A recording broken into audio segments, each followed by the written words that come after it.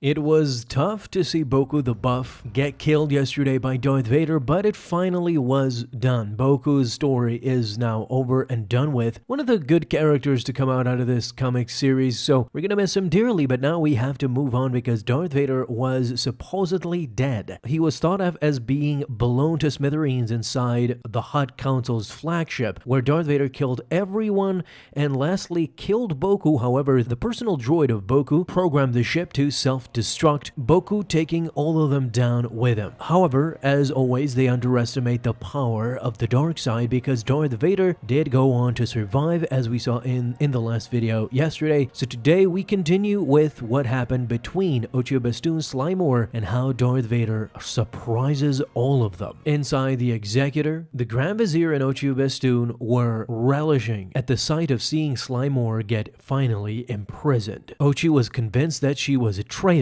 She in fact conspired to help Skywalker escape. Vader meant to kill the boy, says Sly Moore, but the Emperor wanted him alive. And what of the Crimson Dawn, says Amida, and the rebels? Suddenly, a familiar voice to all of them speaks. Should you not first ask, what of Lord Vader? As Darth Vader has now officially entered the chat. This painting, though, looks glorious. I mean, it could literally go past as a poster. It looks stunning. We finally realize that Vader has survived the explosion of the Hutt flagship. Everybody is surprised, including Ochi of Bestoon.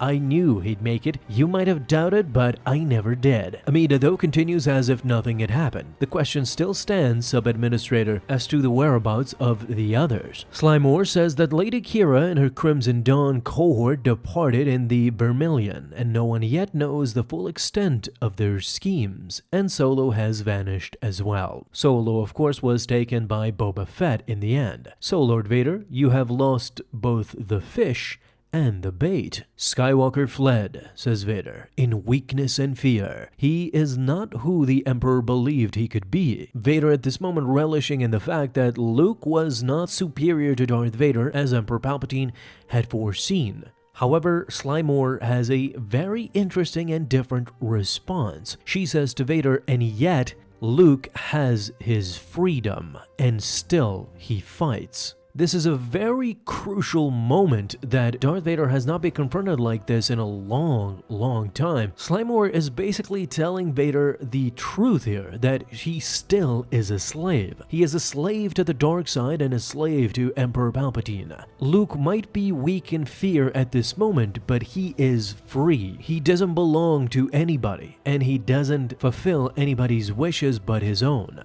However, Vader does not have that luxury. He serves a master. He serves Emperor Palpatine. As now Vader is triggered by Sly Moore, he force chokes her, and just as she is about to die, just as he is about to crush her throat and kill her instantly, we hear another familiar voice and a laugh. It is Emperor Palpatine in hollow projection. So you are truly with us again, Lord Vader, says Emperor Palpatine. Vader now releases Sly Moore immediately and kneels down before his master. Ah, it is assuring to hear that word, says Palpatine, when so many misguided fools now seem to think that 1,000,000 are stronger than one. Have you not found that thought tempting? Says Palpatine, insinuating that Vader might have joined the Crimson Dawn as well, becoming a spy inside the Empire. Master, I only serve enough, says Palpatine.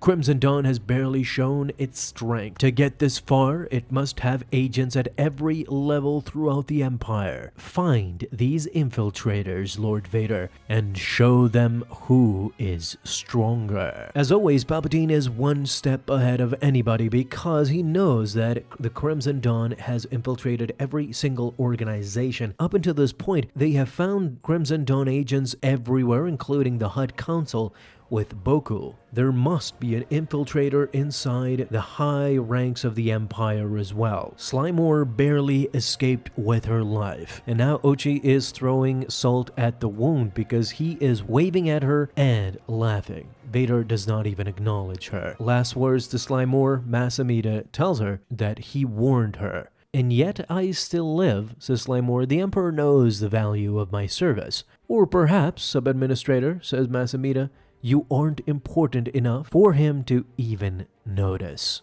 With that chapter out of the way, now we get the full might of the Empire. Vader walks into a hallway where you can clearly see battalions of stormtroopers, commanders, fighters, and 4 Star Destroyers at minimum, waiting for him beck and call. General Ramadi reporting for duty, Lord Vader, says the general. By order of the Emperor, I present you with all the troops you will need to destroy the Crimson Dawn. Now we're getting those Return of the Jedi vibes. What's the plan, my lord, says Ochi. Before you entered the Emperor's service, you were an assassin, says Vader. Oh yes, still am. Credentialed by the League. Go to this league, says Vader, and tell them they now serve me. With these orders, Ochi goes to Saki, where apparently his League of Assassins is residing. Ochi, it's been too long, says one of the assassins. Before Ochi could even reveal any significant information, the assassins were already very knowledgeable. They have heard everything about Vader's army and about the Crimson Dawn coming back to infiltrate the high reaches of the galaxy. So just to make sure we're all good, says the assassin, we have a gift. A gift, says Ochi? Well, we better take a look at that. Took us a while to secure, says one of the assassins, but I think you're gonna appreciate it. Amazingly, these assassins had captured Kira herself. Ochi is baffled. You guys actually caught the leader of the Crimson Dawn? It wasn't easy, but we are the best. Anyone else know about this? Says Ochi. You kidding? It was us and only us. And to us only go the rewards, right?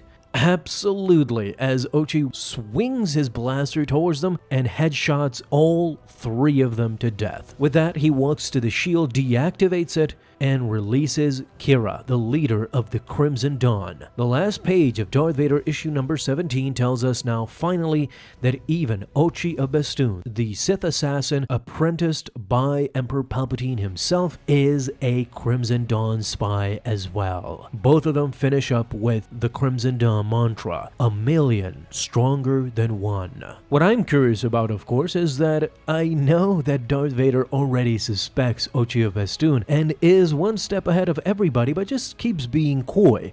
Darth Vader knows how to be coy and keep things to himself until the final moment comes when he reveals his true thoughts and intentions, and of course kills you or force chokes you. Whatever his method is, I think Ochi of Bestoon's days with the Empire are gonna be in trouble very, very soon. We know that he survives beyond episode 6 as well, because at one point in time he fought Luke Skywalker, as we see in the Rise of Skywalker movie. So it's going to be interesting to see the conclusion of the Ochi of Bestoon storyline. But guys, let me know all your thoughts down below. What did you think about this comic and what's going to happen to Ochi? Thank you guys so much for watching this video, and if you enjoyed, leave a thumbs up down below, subscribe for dailies.